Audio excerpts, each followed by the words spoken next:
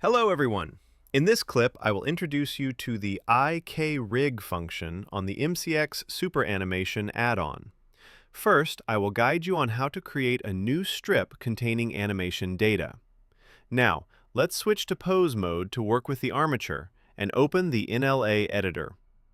Next, click on a track, hover your mouse over the animation data display area, and click New.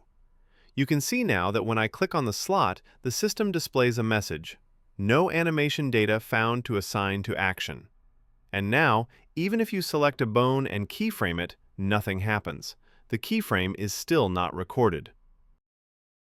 Don't worry too much. At this point, press A to select all the bones and click the Add button on the add-on. Now, when you select the slot, you will see the line Legacy Slot. Please select it. Open the timeline or graph editor, and you can keyframe the new action as normal. Alright, now let's move on to the IK Rig tool in the add-on. This rig is designed to be as minimalist as possible, aiming to help you set it up quickly. It does not generate overlapping control bones. It is so lightweight that we can create and unrig it instantly while editing the animation, all in just one click. When you unrig, the armature will return to its original state, 100% clean, as if you had never rigged it with the add-on. This is truly excellent when we want to export animations to game engines like Unity or Unreal. This rig is simple, but integrated with incredibly powerful customization.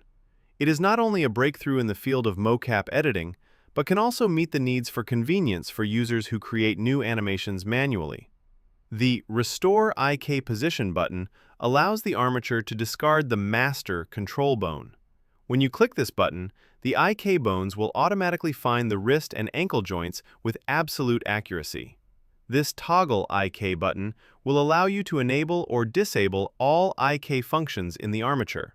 However, you can still toggle IK on the selected bones using this button. Note that this button only displays the IK status when you select a single bone.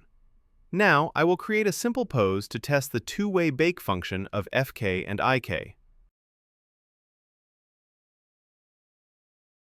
Alright, I only keyframe the control bones, meaning our main armature has no keyframes. Pay attention to this checkbox. If you select it, you will bake all keyframes of the control bones to the main armature. If you uncheck it, you will only bake the selected IK bones. In this case, I will bake everything. After the completion notification, we will unrig to completely remove the control bones. Now our FK bones have keyframes.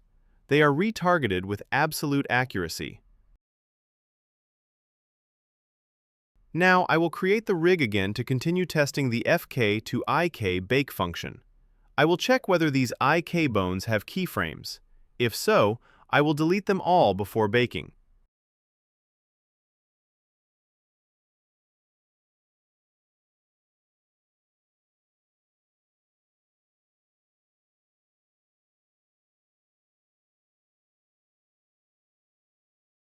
Now the IK bones have no keyframes, and they are not moving with the FK bones. We will proceed to bake. Whoa! They are retargeted with absolute accuracy, and neither of the two bake functions resulted in any bone drifting. Goodbye, everyone! In the next clip, I will guide you on how to use the FK-IK function to process MoCap animation.